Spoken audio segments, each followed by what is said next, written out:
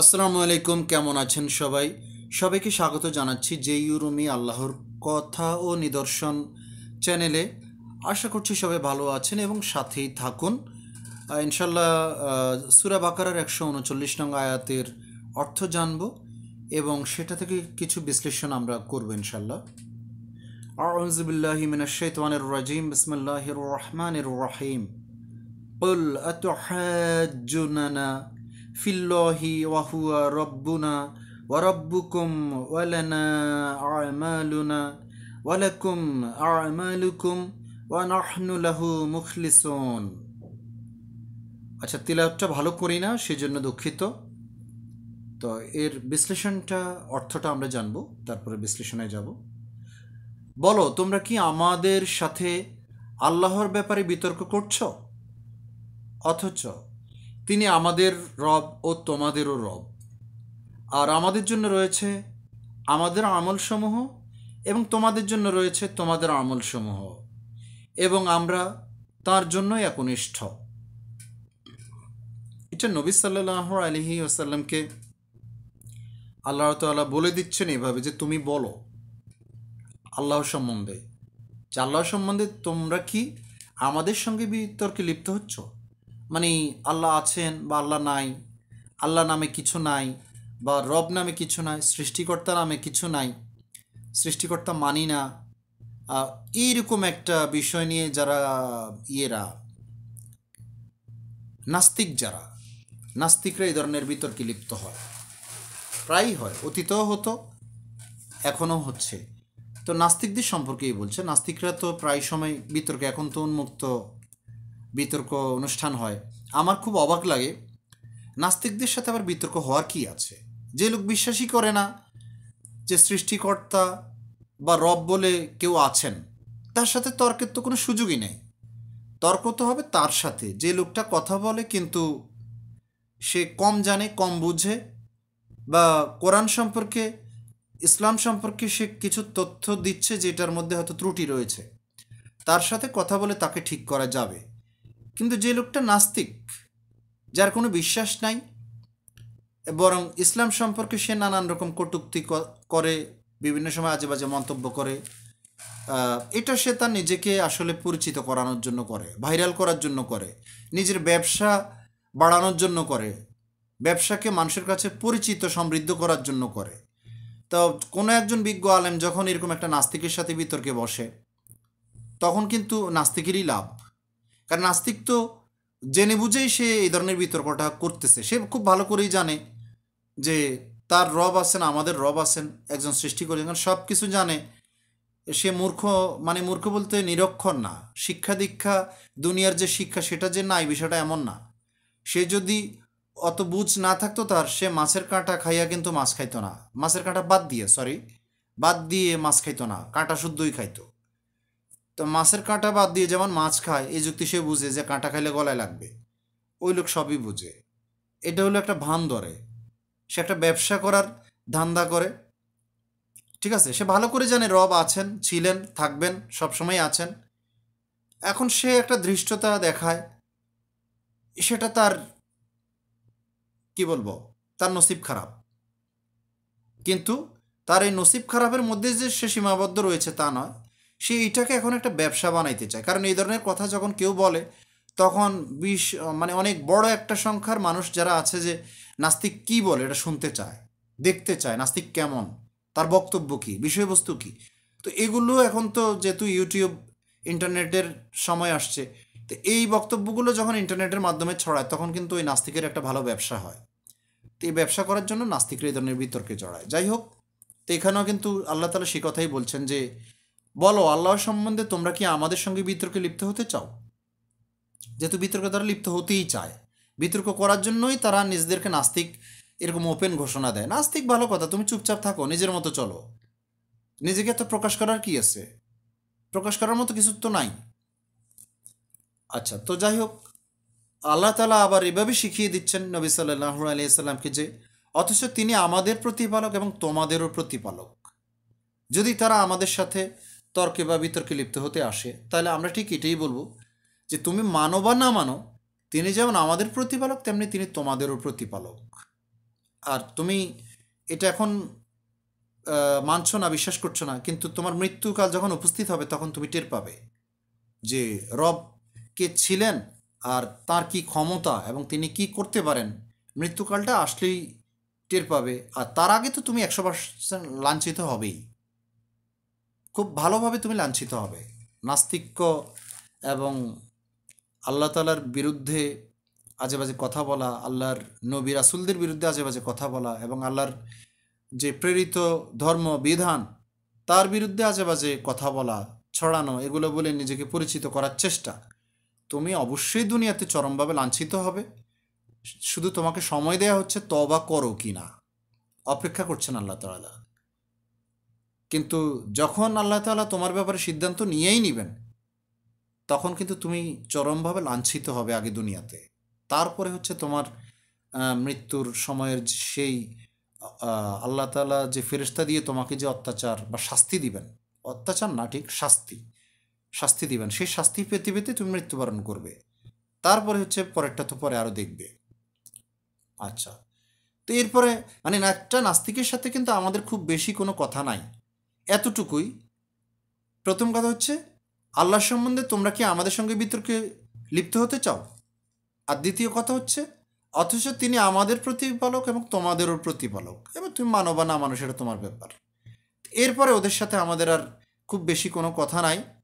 আমাদের কর্ম আমাদের এবং তোমাদের কর্ম তোমাদের জন্য, আর আমরা তার প্রতি অকপট বা অনুগত আল্লাহ তাআলার প্রতি। তুমি আল্লাহকে মানো অথবা না মানো, অথবা আল্লাহ সম্বন্ধে মিথ্যাচার করো, আজে বাজে কথা বলো, ধৃষ্টতা দেখাও, সীমালঙ্ঘন করো, বেয়াদবি, যত রকম যা আছে করছো, পাশাপাশি দুনিয়ার যত পাপাচার সেগুলো তো আছেই, তো করছো, কিন্তু তাতে আমাদের কিছু আসে যায় না। তোমার কাজ তোমার, আমাদের কাজ আমাদের। তুমি যে আমল করছো সে আমলের প্রতিফল তুমি দুনিয়াতেও পাবে, আখেরাতেও পাবে ইনশাল্লাহ। আমরাও যে আমল করব প্রতিফল দুনিয়াতেও থাকবে, আখেরাতেও থাকবে ইনশাল্লাহ। তো এই কথাকে আবারও সে একইভাবে, তোমরা কি এই কারণেই আমাদের সাথে বিবাদে লিপ্ত হতে চাও যে আমরা এক আল্লাহর ইবাদত করি, তাঁরই জন্য নিষ্ঠা ও আনুগত্যের উদ্যম রাখি, তাঁর আদেশাবলী মানি, পালন করি এবং নিষেধাবলী থেকে বিরত থাকি। অথচ তিনি যে কেবল আমাদের প্রতিপালক তা নয়, বরং তিনি তোমাদেরও প্রতিপালক। তোমাদেরকেও তার সাথে ওইরূপ আচরণ করা দরকার যেরূপ আমরা করি। মানে আমরা যেভাবে আল্লাহকে মেনে চলি, আল্লাহর দিন পালন করি এবং আল্লাহর দিনকে আল্লাহর জমিনে প্রতিষ্ঠা করার জন্য কাজ করি, চেষ্টা করি, তোমরাও ঠিক তাই করবা। যেহেতু তিনি তোমাদেরও প্রতিপালক, তোমাদেরও সৃষ্টিকর্তা, তোমাদেরও মৃত্যুদাতা, সব কিছু তিনিই দিবেন। কাজেই তার বিরুদ্ধে তো কোনো কিছু বলার বা করার প্রশ্নই আসে না, বরং তুমি তার বিরুদ্ধে যা করছো তুমি তোমার নিজেকে ধ্বংস করছো। আল্লাহ তো কোনো ক্ষতি হচ্ছে না, আল্লাহর কোনো ক্ষতি হবেও না, কারণ আল্লাহকে ক্ষতিগ্রস্ত করার জন্য নমরুদ আকাশে তীর মেরেছিল, কিন্তু সেই তীরে রক্ত মেখে দিয়ে আল্লাহ নমরুদের সাথে একটু তামাশা করেছেন। অবশেষে নমরুদ সেটাতে টের পেয়েছে। আমি বলবো তোমরা কেউ যদি নাস্তিক্য বা লালন করো, পোষণ করো, অবশ্যই তুমি নমরুদের জীবনী পড়ো, তুমি বুঝতে পারবা। ফেরাউনের জীবনী পড়ো, বুঝতে পারবা। সহজ কথা, এগুলো তো নিদর্শন হিসেবে দুনিয়াতে রয়েছে, ফেরাউনের বডি এখনও দুনিয়াতে রয়েছে। কাজে নাস্তিক্য লালন করার তো আমি কোনো যুক্তিই দেখি না। একমাত্র খুব বড় ধরনের মূর্খতার মধ্যে ডুবে না থাকলে নাস্তিক্যবাদ লালন করার কোনো সুযোগই আমি দেখি না, অসম্ভব। তবে তোমাদের জন্য তোমাদের কর্ম এবং আমাদের জন্য আমাদের কর্ম, আমরা তো তার জন্য নিষ্ঠার সাথে আমল করার প্রতি যত্নবান। আল্লাহ তাআলা যত রকম নির্দেশ দিয়েছেন আমাদেরকে, কোরআনকে জানা, মানা, বোঝা, সে অনুযায়ী জীবনযাপন এবং পরিবার, সমাজ, রাষ্ট্র সকল ক্ষেত্রেই আল্লাহকে মেনে চলা, এটাই হচ্ছে আমাদের কাজ, মুসলিমদের কাজ। যদি কেউ নিজেকে মুসলিম দাবি করে তাহলে তাকে এই কাজগুলো করতে হবে। কোরআন জানতে হবে, বুঝতে হবে, মানতে হবে, এবং সেটা পরিবারে, সমাজে এবং রাষ্ট্রে, সর্বোপরি সকল ক্ষেত্রে কোরআনের ব্যবহার থাকতে হবে, কোরআন অনুযায়ী জীবনযাপন করতে হবে। এটা হচ্ছে একজন মুসলিমের কাজ, এবং সে হবে আত্মসমর্পণকারী। যদি এটা মুসলিম দাবি করে, মুসলিম পরিচয় দিয়েও যদি কেউ এই কাজটা না করে, তখন সে আর মুসলিম থাকে না। যেখানে শিয়ারা মাত্র কোরআনের সামান্য একটা কথা নবী সাল্লাল্লাহু আলাইহি সাল্লামকে নবী হিসেবে মানে না, পরিচয় দেয় না, প্রকাশ করে না, এই কারণে তারা কাফের হয়ে গেছে।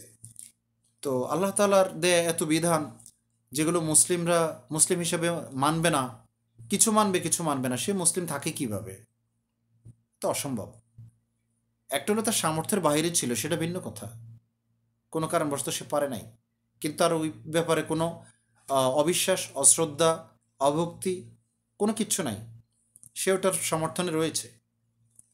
আর নাস্তিক যারা রয়েছে, যারা আল্লাহ সম্পর্কে বিতর্ক করে এবং বিভিন্ন ধরনের ফিতনা ফাসাদ সৃষ্টি করে কয়েকদিন পর পর, তাদের ব্যাপারে ফয়সালা, তারা তো আগুনের অধিবাসী হবে। বিভিন্ন আয়াত আল্লাহ তাআলা এটা বলেছেন। নাস্তিক, কাফির, মুশরিক, মুনাফিক, এই শ্রেণীয়া যা আছে, মুনাফিক তো তারাই যারা মুসলিম হিসেবে পরিচয় দেয় কিন্তু অমুসলিমদের সাথে অথবা কাফিরদের সাথে অথবা নাস্তিকদের সাথে তাল মিলিয়ে চলে। কাফিররা, নাস্তিকরা, মুশরিকরা যেইভাবে কথা বলে, যেভাবে চলে, যেভাবে নির্দেশনা দেয়, সেগুলো মেনে চলে।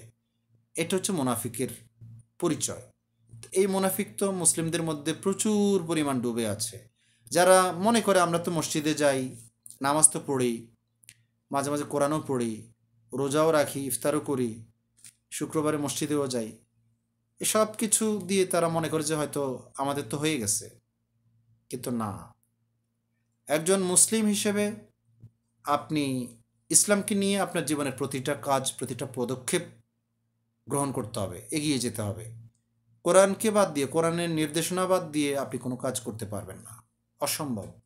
মুসলিম হিসেবে এটা একদমই সম্ভব না। অথচ প্রতিনিয়ত মুসলিম নাম ধারণ করেই কুফরি করা হচ্ছে, শিরক করা হচ্ছে, বিদাত করা হচ্ছে, আর মুনাফিকি তো 180 মাইল বেগে চলছে।